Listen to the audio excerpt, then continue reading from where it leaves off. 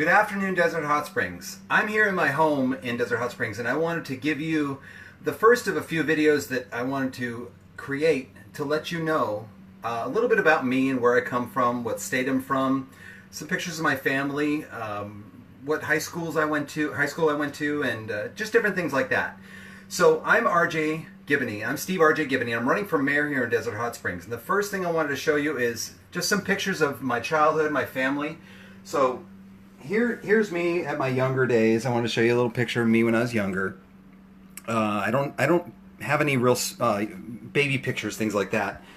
And over here, I want to show you pictures of. Here's my brother. My brother here lives in California, and his wife. And I've got a picture of my wife in there, and there's me, and there's my mom. And then there's another picture over here. It's got a tear in it, so I'll set it up like that. There's a picture of me with my sister, my brother when we were younger.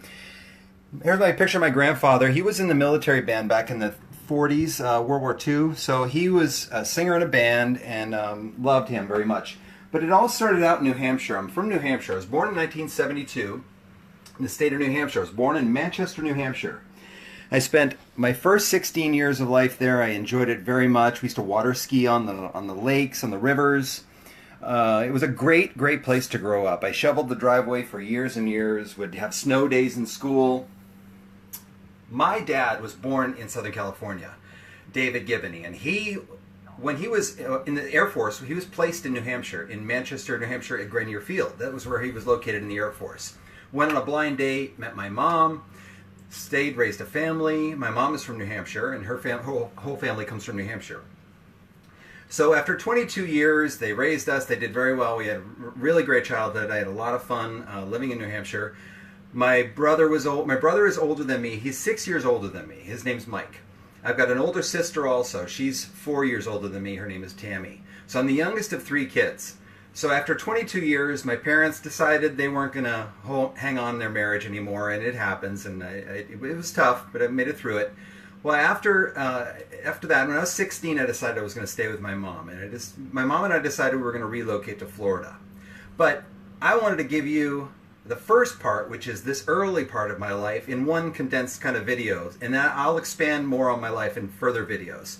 It's a great, efficient way for me to get the message out of who I am, where I come from, a little bit of my history. So at 14 years old, as I was going to the high school, Manchester West High School in Manchester, New Hampshire, I had a science teacher who had a painting business on the side in the summertime when the weather was well. In New Hampshire, you could do all your outdoor work in the summer.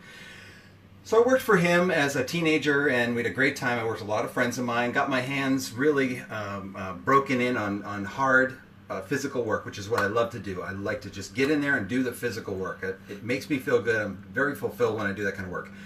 So by 16, I had my first real job working for a car dealership as a lot boy, things like that. So I was working from 14 until present day. I have never stopped really since I started working. But here's a few more things I want to show you about my past. This is me in my racing days, in my motocross racing days. I spent years and years and years racing all up and down the East Coast, racing motocross. And if you look real close, if you're a motocross fan, you'll see that I have a helmet on that was a Rick Johnson replica helmet. And from 1986, 87, 88, I had a friend in motocross whose name was Steve Herman. Steve Herman was a really good friend of mine. He raced out of Pennsylvania. He was a professional racer. But we were really close. We had a good time with his family. He nicknamed me RJ. That's where the nickname RJ came from. And I've had it ever since. That's been my nickname through Florida days, out here at times.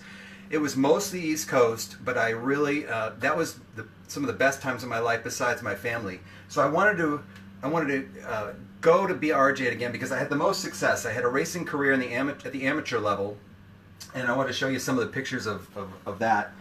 When I got to be 16, 17 years old, this is 1987, I can tell by the bike style. I had accumulated quite a few trophies, and I was a regional champion. I had years and years of racing down, and this is probably in Florida when we go spend at the Winter Olympics in Florida.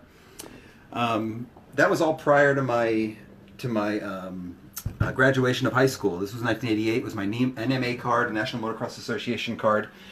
Here's something that I enjoy looking at every once in a while. It's my Pinewood Derby car. I raced Pinewood Derby, and I drew in my number there probably after the Pinewood Derby, because this was when I was at least under 10 years old.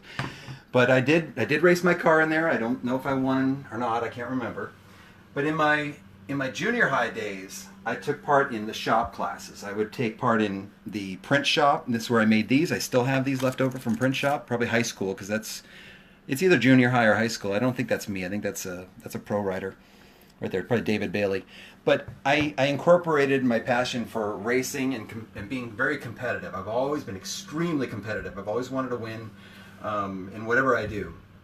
So my younger days were sheet metal class, small engines, print shop, wood shop. I still have the candle holders I made for my mom when I was young.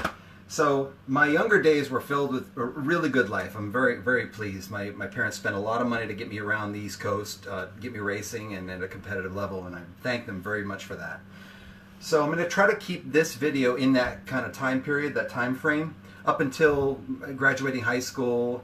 So I spent junior high at Parkside Elementary, I believe it is called, in Manchester, New Hampshire, and I went to Goslar Elementary in Manchester, New Hampshire. And I lived in Bedford, New Hampshire for a little while.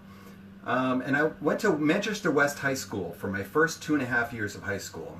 And at that point, right in the break of my half year of my third year of high school, was when my mother and I moved to Florida. And that was so that I could try to pursue racing all year round in Florida, because that's what Florida has. In New Hampshire, we'd have to park our bikes for the winter and just leave them stowed away and winterized. Or if you did some ice racing, which I have some videos of that, I may incorporate some of those in the video, just to give you an idea of who I am. A quick little shot here and there.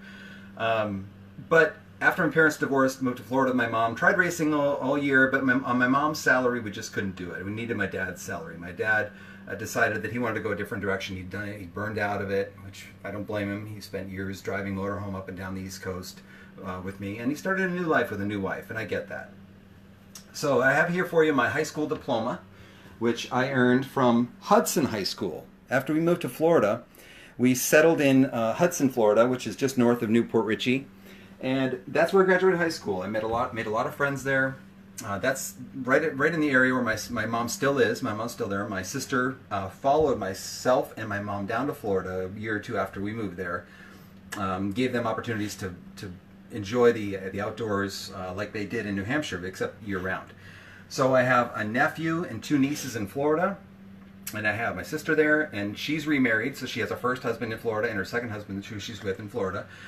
My mom is still there, as I probably said. And then after my racing years ended at 18, I decided I wanted to do something else that really gave me a lot of enjoyment and passion, which was the thrill of performing. So I got into musical theater. I did a lot of theater productions. I did a lot of dance productions. I constantly challenge myself. I can't just stay stagnant. And each time I would go to the next level, and I would keep pushing myself to do more. So before I graduated high school, just after I graduated high school, I got a personal watercraft. I learned how to jet ski. I went to learn how to ski jump. And I'm a very physical person. But as years went on, my brain started to accumulate more information and more understanding of society and people in life more, so that became more valuable. So I'm talking a lot about a physical passions that I had for athletics and things like that at a very competitive level, because that's pretty much what consumed me up until 18. And then at 18 I went into a junior college. I spent some time there and learned there, and I found that it wasn't quite my environment, because I wanted to get started on what I was doing right at the time, and it just wasn't for me at the time. So I worked at a local pizza restaurant for years and aspired to be an owner. That didn't work out, but I'm thankful for that at the time. Later on in my life, I'm thankful for that. And then we're going to slowly lead up to moving to California, because a lot of that was on the East Coast. What I just described to you was New Hampshire and Florida. And I'll leave the West Coast part of it for the next video, because that's going to give you an idea of what I do here as a career, my family.